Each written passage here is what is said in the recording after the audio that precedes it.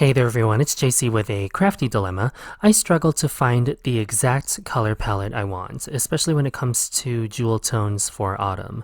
In this video, I'll share 2 ways to make a fantasy floral bouquet with interesting seasonal color choices.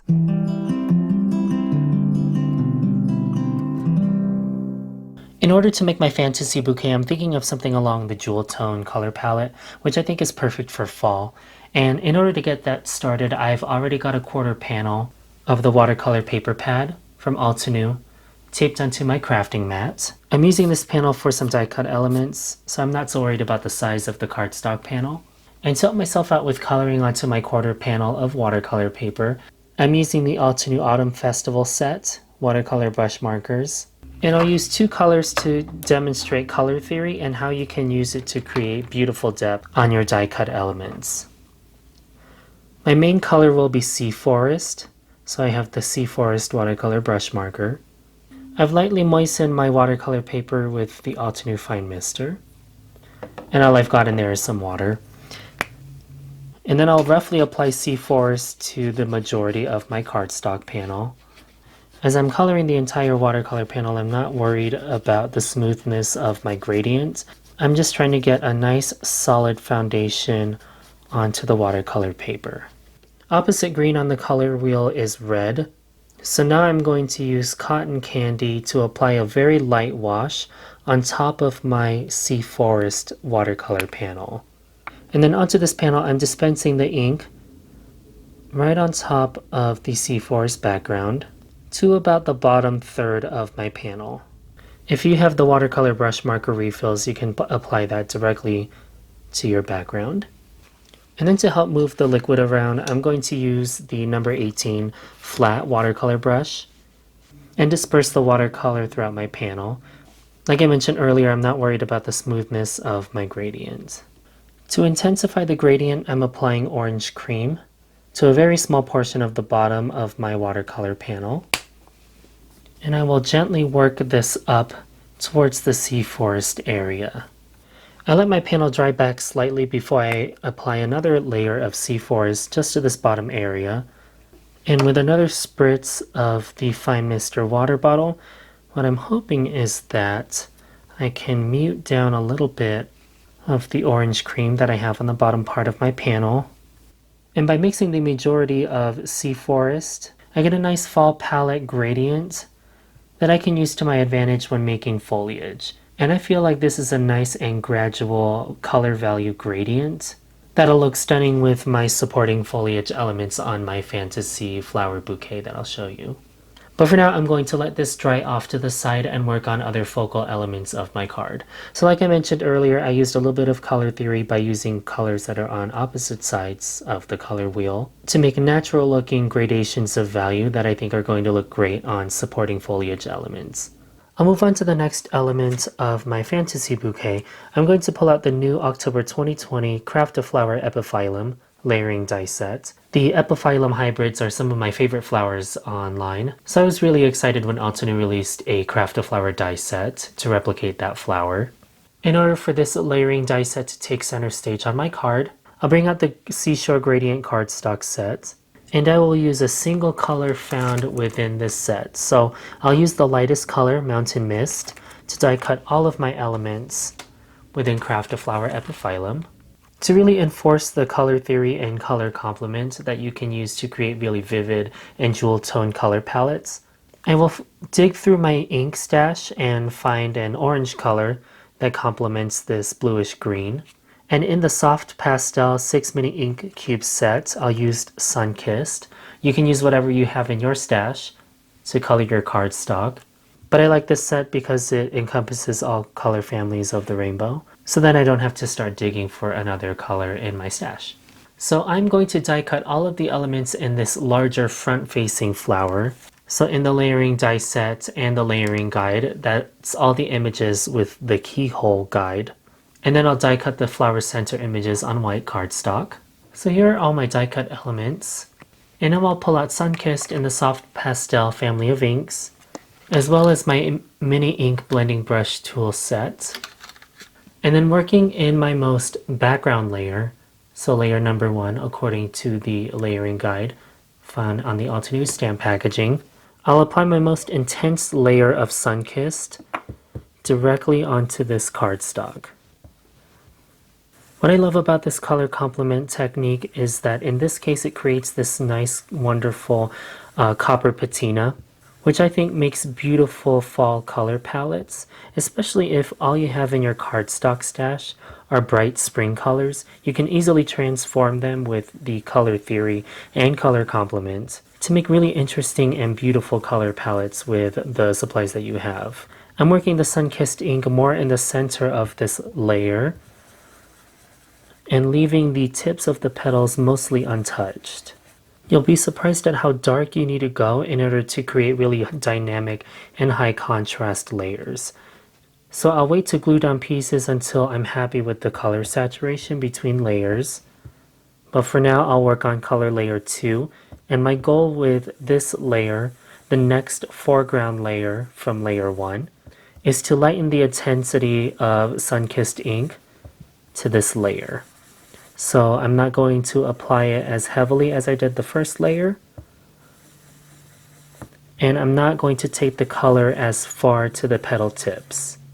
And to repeat that same principle, I'm applying a lighter layer toward the center of the flower. And the color intensity will be less than what I just did for layer number 2. And then finally, I'll complete the petal sequence with layer number 4. So here's my first draft of my copper patina epiphyllum. I do want to intensify the most background set of petals, so that's layer number 1 again. And luckily in my ink set I have a reddish orange that I can use to further intensify and counteract the Mountain Mist cardstock, and this will help intensify this layer. So there's layer number 1 intensified with rouge. And I think I might apply just a little bit to layer number 2, just to create more jewel tone color variation within my petals. And for me, I love this flower so much, I do want to make sure that I represent it as well as I can, even if the colors are not as realistic. I went ahead and intensified the 3rd and 4th layer in Epiphyllum with a little bit of rouge ink, just to deepen and intensify the flower center. With the residual ink that I have on my crafting mat and my mini ink blending brush, I'll apply a little bit of color to my stamen layer, just to introduce a nice little gradient to the center of my flower. And then I'll apply a little bit of color to the edges of the stigma layer. I'm not going to glue down any of these layers quite yet. And so far I like the high contrast between the flower and my dark foliage paper that I have here. But for now I'm going to dig through my floral die cutting stash to find a flower that I think would pair beautifully with the Epiphyllum flowers. On my Altenew silicone stamping mat I have these die cut layers. These are one of the flowers found within the Hibiscus Garden 3D die set. Not all die set layers are going to be the same, so make sure you pay attention to the layering schematic found on your Altenew packaging. In this case, the smallest and most foreground element on my flower is actually this piece. So I'll need to make sure that this layer is the darkest in order to create the most realistic bloom that you can with cardstock and inks. So I'll use similar techniques as the Epiphyllum flower to create this hibiscus flower. And the cardstock I was cutting from is the gradient cardstock set. I used rouge to cut all of my layers just as I did with the previous flower. On the previous flower, the Epiphyllum flower, I used Mountain Mist cardstock with rouge ink. And now I'm going to reverse that. So I have rouge cardstock and Mountain Mist ink. And then using another ink blending tool, I'll create a smooth gradient starting from the flower center and work my way out with Mountain Mist. And then with my most background layer, I'll follow the same steps as before and apply the most intense layer of ink on this background layer. And then on the next layer, I'll repeat that by applying just a little bit of ink to the center of this die cut and working my way out, making sure that I don't apply as intense of a layer of ink. And as I mentioned before, this little die cut right here that I'm ink blending now should ideally be my darkest layer according to the schematic found on the Altenew packaging. To create more drama within my hibiscus, I will add a secondary layer of ink. In this case, I've chosen Ocean Waves, again because it's from the same 6-minute ink cube set that I have laid off to the side.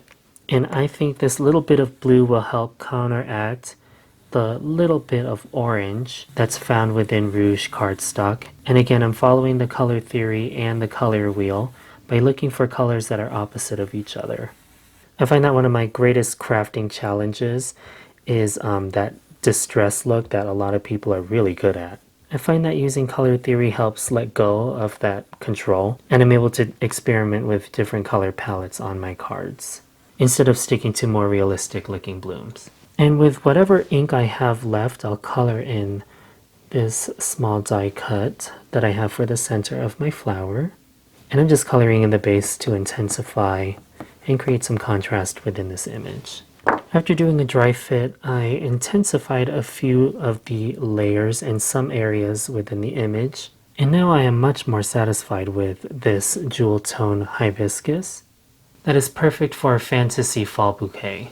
And now as I check it against other elements that I've already prepped for my card, I love this sort of rustic and jewel tone effects that are going within the flowers, and I think they'll sit nicely against my leaf backgrounds done with my watercolor panel. I'm really satisfied with the color intensity in all of these images, so what I'm going to do is glue down my floral elements with some good liquid adhesive, and then I'll die cut some foliage elements with my watercolor background. Mixing these two papers was more intentional. Since we're using a lot of solid colors within the flowers, I thought the nice textural element of the watercolor paper would contrast my die cut floral layers. So anyway, I'll glue these down and then I'll work on a rough draft for my foliage elements. So here's what I have planned for the layout of my bouquet. And now I can work on transferring this to my folded note card base. I went ahead and die cut all of my foliage elements using the watercolor cardstock. And then I arranged my floral elements just like so. The sentiment I used is the First Little Greetings die set. I used it on my last perfect pairing 2 weeks ago. That's how much I like it. And then of course, to embellish this card, I'm going to do an array of splatters. I've chosen Lavender Fields just because it comes from the same ink set. And I think its addition will help harmonize the jewel tones that I'm creating throughout this card. I actually want a little bit more of an intense and darker splatter, so I'm going to use Tree Bark, the ink from the Tree Bark watercolor brush marker. And that's from the same watercolor brush markers that we used earlier to make the foliage watercolor background. And I will apply this sparingly as to not overtake all the other splatters that I put on earlier. So that completes 2 techniques in creating beautiful fall foliage using some of your spring or summery type flowers. And just as a recap, we did 2 techniques to cover color complement and creating jewel tone color palettes that are great for those distress type or jewel tone color palettes. So we use watercolor color complement to create really interesting color mixes for foliage elements. And then we mixed an array of inks onto colored cardstock to create the illusion of depth on these die-cut floral elements. My series encourages you to shop your existing all-to-new stash and rekindle their love with newer releases. Perfect Pairings with Jaycee airs on the all-to-new channel every 2nd and 4th Sunday of the month. Please make sure you like and subscribe if you haven't already. Thank you so much for tuning in to this Perfect Pairing episode with me, and I'll see you in the next one. Hello there! Did that video just spark your creativity? And do you want more project ideas and inspiration videos too? Well, if you do, please make sure that you subscribe to the All2New YouTube channel. Also, make sure that you do click that notification bell so you don't miss a video. Thanks so much for watching. Bye bye!